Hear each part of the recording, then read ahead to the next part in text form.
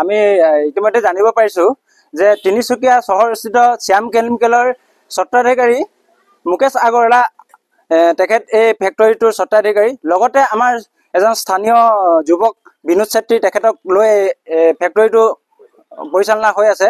কিন্তু আমি কৈছো যিসকল বণিক গোষ্ঠী তেখেতলোকে এনেধৰণৰ যেন ৰাজনীতি কৰিছে আমাৰ চলোৱা যুৱক যুৱতীসকলক লৈ। আৰু আমি লগতে এটা বস্তু প্ৰত্যক্ষ কৰিছো, যিটো সেইদিনাখন কেঁচা পাতৰ যিটো উন্নত মানদণ্ড হ'ব লাগিছিলে, দেখিলো যে তাৰ পাৰ্চেণ্টেজৰ কথা কয়। পাতৰ ব্যৱসায়ীসকলক সদায় বণিক গোষ্ঠীটোৱে পাৰ্চেণ্টেজৰ কথা কয়, কিন্তু যিটো পাৰ্চেণ্টেজৰ কথা কয় কিন্তু তাত পাৰ্চেণ্টেজৰ কোনো তাত অৰ্থই নাই। 0% বুলি ক'লেও বেয়া নহয়।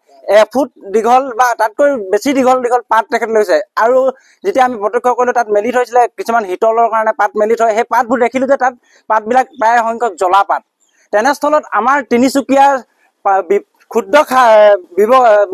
ক্ষুদ্ৰ চাহ ব্যৱসায়ীসকলৰ খেতিয়কসকলৰ পাতসমূহ তেখেতলোকে যেন বিশ্ব বজাৰত বেয়া বুলি প্ৰমাণিত কৰিবলৈ বিচাৰি আছে। 2023 তিনিচুকীয়া জিলা উপায়ুক্তৰ কাৰ্যালয়ত সদৌ অসম ক্ষুদ্ৰ চাহ খেতিয়ক সন্থা আৰু বিভিন্ন দল সংগঠনৰ উপস্থিতিত এখন বৈঠক হয়, যি এখন মাইনছ জাৰি কৰিছিলে। সেই মাইনছৰ অনুসৰি 3 নম্বৰ দফাত আমাৰ যি লিখা আছে 6 বজাৰ আগত আমাৰ যিকোনো ফেক্টৰীত আমাৰ সেউজীয়া পাত কেঁচা চাহপাত পেলাবগৈ লাগে। সেই নিয়ম অনুযায়ী আমি যোৱা 30 তাৰিখে শনিবাৰে প্ৰায় নিশা 9:10-15 আমি ফিলবাৰী মাধৱপুৰ টি ইণ্ডাষ্ট্ৰী ৰাতি 9-10 বজাত আমি 2খন গাড়ী প্ৰত্যক্ষ কৰিছিলোঁ। আৰু গাড়ীকেইখন আমি সোধ-পোছ কৰি জানিব পাৰিছোঁ যে সম্পূৰ্ণ অৰুণাচলৰ পৰা অবৈধভাৱে অহা গাড়ী। ৰাতি 9-10 বজাত তেখেতলোকে পাত লৈছে। যিহেতু আমাৰ টি বোৰ্ড বা আমাৰ ক্ষুদ্ৰ চাহ খেতিয়ক সন্থা নিয়ম তেখেতলোকে অৱমাননা কৰিছে, সেইবাবে আমি তেখেতলোকক দাবী জনাইছোঁ যে এখেতলোকে যি ভুল কৰিছে সেই ভুলৰ ওপৰত তেখেতলোকক উচিত শাস্তি প্ৰদান হ'ব লাগে।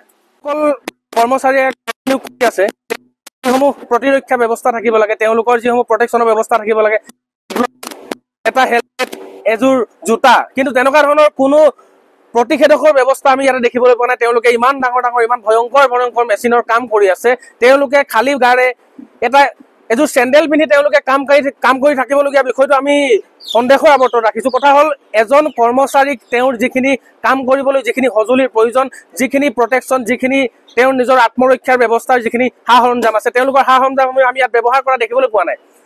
এই ফেক্টৰীটোৰ বিৰুদ্ধে যি অভিযোগ উত্থাপিত হৈছিলে, ইয়াতে শিশু শ্ৰমিক নিয়োগ, লগতে ইয়াতে যি মেডিকেলৰ ব্যৱস্থা একোৱেই নাই, যি অগ্নি নিৰ্বাপনৰ ব্যৱস্থা একোৱেই নাই। আমি প্ৰত্যক্ষদৰ্শী, আমি দেখিছোঁ, আমি এই ফেক্টৰীটোৰ ভিতৰত আমি পৰ্যবেক্ষণ কৰিছোঁ। আমি ইয়াতে গোটেই ফেক্টৰীটো পৰ্যবেক্ষণ কৰি এটাই কথা উপলব্ধি কৰিছোঁ, এই ফেক্টৰীটোত কোনো ধৰণৰ চৰকাৰী নীতি নিৰ্দেশনা ভেঙুচালি দি নীতি নিৰ্দেশনা ধূলিসাৎ কৰি ইয়াতে যি ধৰণে তেওঁ এটা ফেক্টৰী চলাই আছে, এই ফেক্টৰীটোৰ বিৰুদ্ধে আমি গৰজি উঠিছোঁ। আমি স্থানীয় দল সংগঠন হিচাপে এই ফেক্টৰীটোৰ বিৰুদ্ধে আমি মাত মাতি গৈছোঁ, ভৱিষ্যত দিনতো মাত মাতি যাম। কথা হ'ল, ইয়াতে যিকেইজন শিশু শ্ৰমিক কাম কৰি আছিলে, সেই শিশু শ্ৰমিক কেইজনৰ বিষয়ে আজি ইয়াতে যেতিয়া সোধা পোছা কৰিছোঁ, তেওঁলোকৰ লগ বন্ধুৱে কৈছে তেওঁলোকে স্কুললৈ গ'ল। স্কুলত পঢ়ি থকা ছাত্ৰসকলে ইয়াতে কেনেকৈ কাম কৰিব পাৰিলে? আজি ইয়াতে যিকেইজন শ্ৰমিকে কাম কৰি আছে তেওঁলোকৰ জীৱনটো কিয় সুৰক্ষিত নহয়? আজি ইয়াতে কাম কৰি থকা এজন লোকে কৈছে, এজন ছাত্ৰই কৈছে আমাক যে আমি অৰুণাচলত কাম কৰি থাকোঁতে আমাৰ হেণ্ড গ্লভ আছিলে, আমাৰ জোতা আছিলে, আমাৰ হেলমেট আছিলে, কিন্তু ইয়াতে তেনেধৰণৰ কোনো সুবিধা পোৱা নাই। তেওঁ স্বচক্ষে স্বমুখে স্বীকাৰ কৰিছে।